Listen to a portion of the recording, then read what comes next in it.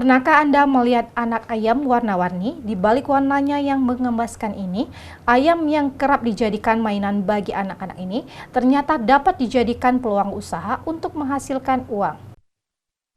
Banyak cara orang mengais rezeki, salah satunya menjual anak ayam warna-warni. Anak ayam itu diwarna dengan zat pewarna tekstil dengan sasaran pembeli anak ayam tersebut yaitu anak-anak.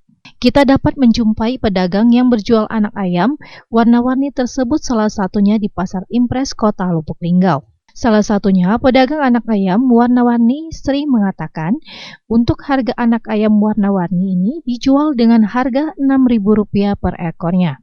Dalam sehari mampu menghabiskan 30 ekor hingga 60 ekor ayam warna-warni. Ini paling rendahnya ini 6.000. Paling kita ngambilnya 5, jualnya. Rata-rata berapa, Pak? Apanya? Rata-rata jualnya ini 6.000 atau 6.000 paling rendahnya, paling orang maunya di 6. Menyatakan 6.000 ya. Emang kita ngambil. Tergantung, kadang ramenya adalah 30, 60, iya 40. Kadang tergantung lagi rame adalah yang beli banyak, kalau lagi sepi enggak. Owner pedagang anak ayam warna-warni ini mampu meraup omset hingga ratusan ribu rupiah per harinya. Ipal Walbarodi, Silambari TV melaporkan.